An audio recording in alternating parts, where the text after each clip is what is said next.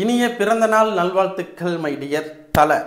So வந்துட்டு கொஞ்சம் late ஆயிடுச்சு தல அஜித்துக்கு வந்து விஷ் பண்ணுறதுக்கு ஒரு சில முக்கியமான வேலைகள் இருந்தனால. சரி, என்ன இருந்தாலும் இன்றைக்கி வந்து கண்டிப்பாக அஜித் சாருக்கு நம்ம வந்து விஷ் பண்ணியே ஆகணும். அவரை பற்றி ஒரு வீடியோ வந்து போட்டே ஆகணும். அதுக்கு வந்து ஆல்ரெடி வந்து கொடுத்துட்டாங்க, ரீரிலீஸ் வந்து பண்ணியிருக்காங்க 3 படங்கள். ஸோ அதை பற்றி தான் பேச போகிறோம்.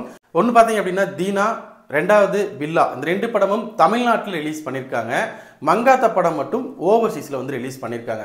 ஸோ அந்த பக்கம் பார்த்தீங்கன்னா விஜய் சாருக்கு இப்போ தான் ரீரிலீஸ் பண்ணியிருந்தாங்க கில்லி படம். ஒரு 3 வாரம் தொடர்ந்து பயங்கரமாக வந்து படம் ஓடிட்டு இருக்கு. ஸோ அதேமாதிரி பார்த்தீங்க அப்படின்னா அஜித் சாருக்கு ஏதாவது ஒரு படத்தை ரிலீஸ் பண்ணுவாங்க அப்படின்னு சொல்லிட்டு தான் நம்ம எதிர்பார்த்துட்டு இருந்தோம். முக்கியமாக எல்லோரும் எதிர்பார்த்த ஒரு படம் மங்காத்தா. இந்த படத்தை ரிலீஸ் பண்ணால் நல்லாயிருக்கும், கரெக்டாக ப்ரொமோட் பண்ணி ரிலீஸ் பண்ணியிருந்தாங்க அப்படின்னா கில்லி மாதிரியே வந்துட்டு ஒரு 3 வாரம் வந்து பயங்கரமாக ஓடுறதுக்கான வாய்ப்புகள் நிறைய இருந்திருக்கு. பட் இவங்க அதெல்லாம் எதிர்பார்க்கல. அஜித் சார் பிறந்தநாள் அன்னைக்கு 1ஆம் தேதி. ஸோ அவர் பிறந்த நாளுக்கு படத்தை வந்து ரிலீஸ் பண்ணணும். எது முக்கியமான படம் சொல்லி தேடி இருந்திருக்காங்க. கண்டிப்பாக வந்து தீனாவாக இருக்கட்டும், பில்லாவாக இருக்கட்டும், மங்காத்தா படமாக இருக்கட்டும். ஸோ 3மே வந்து அஜித் சாருக்கு வந்து அவரோட கெரியரில் முக்கியமான ஒரு படம். இன்னொன்று அவரோட அந்த ஒரு சேஞ்ச் இருக்கு இல்லையா, ஸோ அந்த ரீஎன்ட்ரின்னு சொல்லுவாங்கள்ல, இந்த ஒவ்வொரு படமும் அந்த மாதிரியான ஒரு கேட்டகரியில் இருக்கக்கூடிய ஒரு படம் அப்படின்னே சொல்லலாம். ஒவ்வொரு படமும் அவருக்கு வந்து வேறு மாதிரியான ஒரு விஷயத்தை கொடுத்துருக்கு அப்படின்னே சொல்லலாம். ஸோ இந்த 3 படத்தை பற்றி தான் பேச போகிறோம். ஹாய் ஃப்ரெண்ட்ஸ், எல்லோருக்கும் மிகப்பெரிய வணக்கம். நான் ராஜா. நீங்கள் பார்த்துட்டு இருக்குது 7 Star சினிமாஸ்.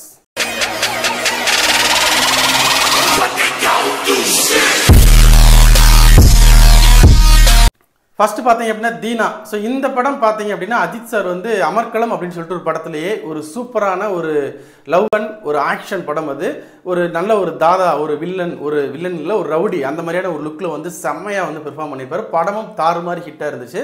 ஸோ அதுக்கப்புறம் வந்து அந்த மாதிரியான ஒரு படம் அவர் பண்ணவே இல்லை. நிறைய லவ் சப்ஜெக்ட்டும் பண்ணார், ஃபேமிலி சப்ஜெக்ட் பண்ணார், ஆக்ஷன் படங்களும் பண்ணார்.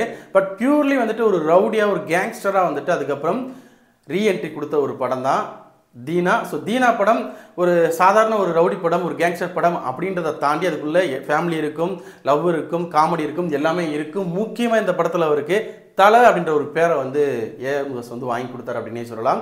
ஏன்னா இந்த படத்தில் அவருக்கு வந்து தலை அப்படின்னு சொல்லி டைட்டில் வந்து கொடுத்தாங்கல்ல, படத்துக்குள்ளே வச்சுருந்தாங்க. அதை வந்து எல்லாரும் எடுத்துக்கிட்டாங்க அப்படின்னு தான் சொல்லணும். ஸோ அந்தளவுக்கு வந்து ஒரு சூப்பரான ஒரு தரமான படமாக இருந்தது. முக்கியமாக அஜித் சார் வந்து இந்த படத்தில் லுக் வைஸ் பார்க்கும்போது அப்படி இருப்பார். ஒரு ரவுடி, ஒரு கேங்ஸ்டர் அப்படின்னா அது அஜித் தாண்டா. ரஜினி சாருக்கு அப்புறம் பாட்சா படத்துக்கு அப்புறம் வந்து இப்படி ஒரு கேங்ஸ்டர் படம் வந்து பார்க்கல. அஜித் சார் வந்து அது ஷூட் ஆகிருக்கு. அஜித் தான் வந்துட்டு உண்மையிலே வந்து கேங்ஸ்டருக்கு ஆப்டான ஆள் அப்படின்னு சொல்கிற அளவுக்கு பேர் வாங்கியிருந்தார். ஸோ அந்தளவுக்கு ஒரு சூப்பரான படம். அந்த படத்தை இன்னைக்கு கொண்டாடிட்டு இருக்காங்க அப்படின்னு தான் சொல்லணும். ஸோ தியேட்டரில் வெடியெல்லாம் போட்டு தாறுமாறு பண்ணிட்டு இருக்காங்க. ஸோ 2வது படம் பார்த்தீங்க அப்படின்னா பில்லா. ஸோ இந்த படமும் தமிழ்நாட்டில் ரிலீஸ் பண்ணியிருக்காங்க. இந்த படம் வந்து என்னால் மறக்கவே முடியாது. நான் 10th படிச்சுட்டு இருக்கேன். ஸோ அப்போ வந்து பார்த்தீங்க அப்படின்னா ஒரு 10 பேர்த்துக்கு டிக்கெட்லாம் போட்டு நான் கூட்டு போயிருந்தேன். எங்கள் ஊரில் வந்துட்டு பயங்கரமாக செலிப்ரேட் பண்ணாங்க. நிற்கிறதுக்கு தான் இடம் இருந்தது, உட்கார கூட இடம் இல்லை. ஸோ அப்போவே அப்படி ஒரு கிரேஸ்.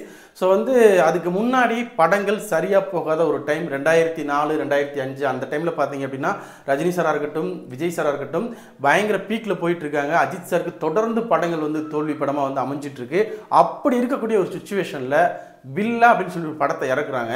போஸ்டர்லாம் பார்த்தா டிஃப்ரெண்ட்டாக இருக்குது, ஒரு பிளாக் அண்ட் ஒயிட்டில் இருக்குது, ஸ்டைலிஷான அஜித்தாக இருக்காரு. என்ன மாதிரியான படமாக இருக்கும், இது ஃபேமிலி ஆடியன்ஸ்க்கான படமாக இருக்க மாதிரி தெரியலையே அப்படின்ற மாதிரியான ஒரு எண்ணங்களில் தான் போனோம். பட் உள்ளே போய் பார்த்தோம் அப்படின்னா சாரி இந்த விஷயத்தை மறந்துட்டு தீனா படத்தில் யுவன் சங்கர் ராஜா மியூசிக் மிரட்டியிருப்பார். ஸோ பில்லா படத்துக்கும் அவர் தான் மியூசிக் பண்ணியிருந்தார்.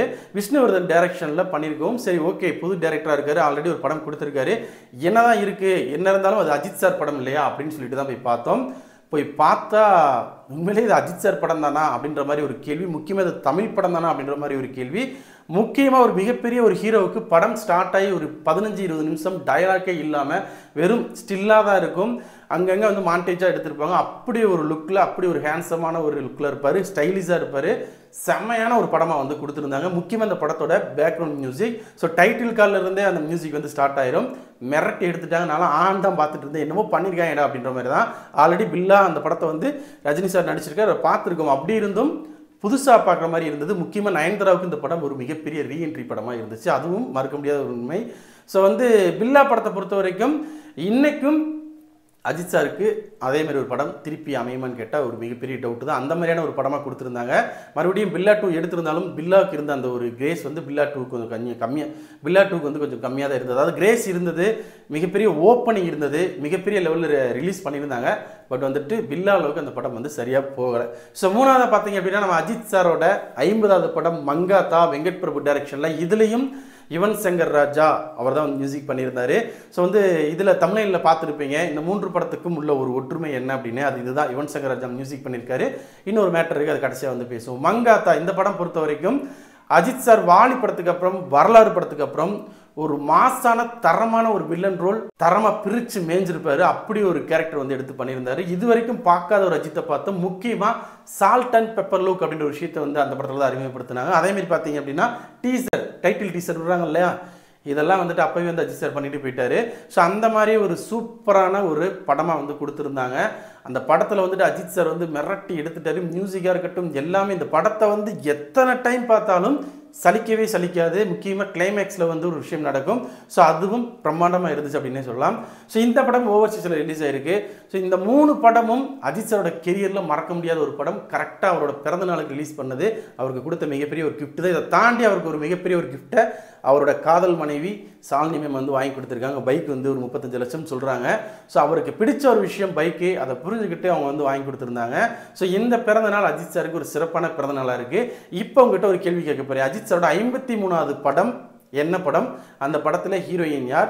அந்த படம் எப்போ ரிலீஸ் பண்ணாங்க அப்படின்றத கமெண்ட் செக்ஷனில் மறக்காமல் கமெண்ட் பண்ணுங்க. அப்புறம் நம்ம ஒற்றுமை இருக்குது அப்படின்னு சொல்லியிருந்தேன் இல்லையா, ஒன்று சொல்லிட்டு யுவன் சங்கர் ராஜா அவர் தான் அந்த படத்தோட 3 படத்துலையும் ஒரு ஒற்றுமை அப்படின்னு சொல்லியிருந்தேன்.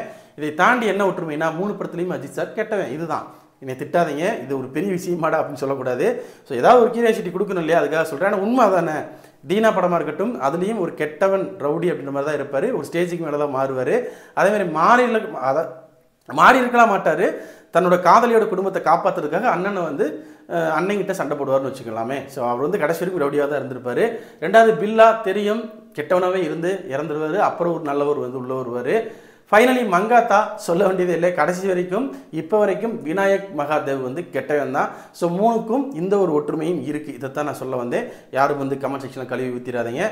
சரி, ஓகே. இந்த 3 படத்தில் எந்த படம் உங்களுக்கு ரொம்ப பிடிக்கும்? என்னடா இப்படி ஒரு கேள்வி கேட்குற, 3 படமே எங்களுக்கு பிடிக்குமே அப்படின்னு நீங்கள் சொல்லலாம்.